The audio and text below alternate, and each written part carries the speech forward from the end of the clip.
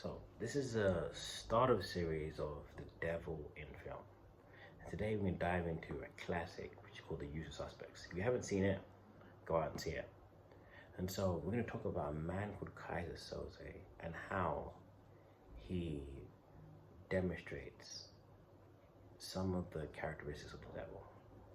So our story begins in the ordinary world. There are 5 criminals rounded up for a lineup.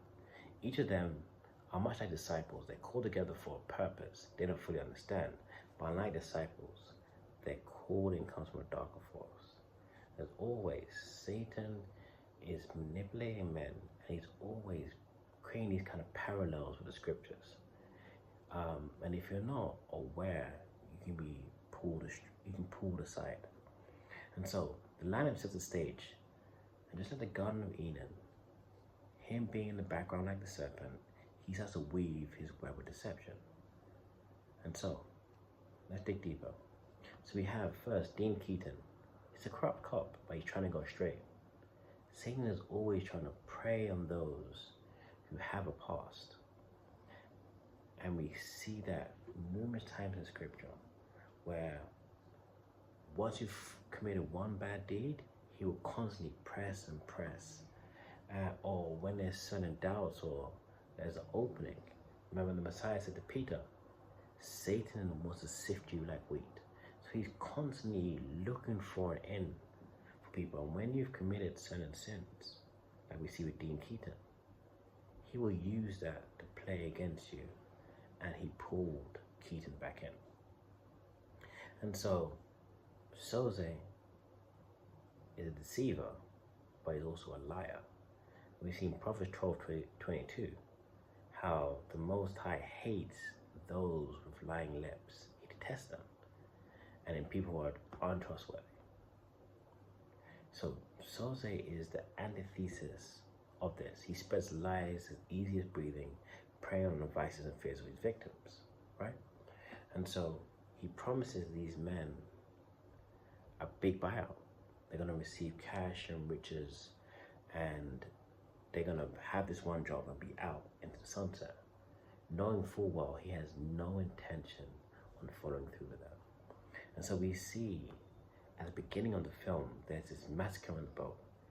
His ruthlessness is in full display. He's killing indiscriminately.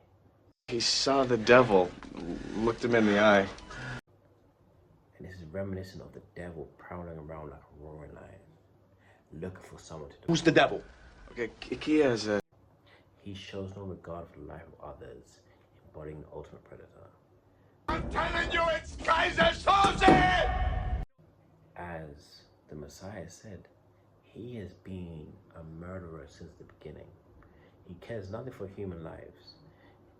He only works with humans because he has to work with them for his own goals. We see this also in Joker, but that's a film for another day, where he constantly is using people and using their vices against them to show a story. But this time, this is for his own means to cover up himself.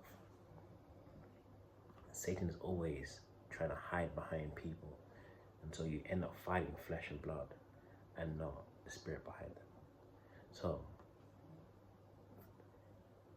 there's a character called Verbal Kint, a seemingly meek character whose storytelling is both captivating but misleading. John 8:44. The devil is a liar and the father of lies. Verbal is already in the name, one that speaks a lot. Or we should say Söze. We'll get back to that.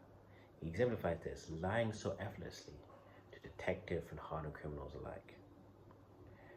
Many people think they could catch out a liar, but what they don't understand is between good liars and bad liars. Good liars know the truth. That's why they're so good at lying.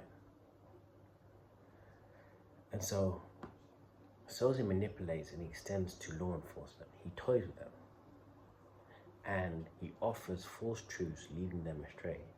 His ability to secure a plea deal despite the amount of evidence I'm telling you, the sky is protected from up on high by the Prince of Darkness. showcases his unparalleled cunning. And so he's in the trial. He's being tested by the detectives, knowing he has a plea deal and he doesn't have to be there. So then why is he there? How do you shoot the devil in the back? What if you miss? And there's a part in the scene where he plays on the weakness, where the detective actually says, I'm smarter than you. And I'm going to find out what I want to know. And I'm going to get it from you whether you like it or not. that's where Satan wants you. He wants you to think that you're in control. Meanwhile, he's playing you like a puppeteer. And so the climax of the film, we actually see that Verbal Kint, the one telling the story, is actually, the one who looks crippled is actually Kaiser Soze. It's a moment of revelation akin to the unmasking of the false prophets. Matthew 7:15. Watch out for false prophets. They come to you in sheep's clothing, but inwardly they're ferocious wolves. Verbal looks so unassuming. Because you're a cripple, Verbal. Because you're stupid. Because you're weaker than them. He looks weak, he looks crippled. There is no way this guy could be this evil character they're talking about, Kaiser Soze. And that's how he works. And we only realize because in the final moments we see Soze walking away, shedding his physical disguise. He opens up his hands, he stretches out his leg, showing that the whole time he was faking that he was a cripple. Just like a serpent shed its skin, he escapes, and it's the reminder of the devil's elusiveness and his enduring presence in this world. It also reminds us, which a lot of people don't understand, how far will evil go?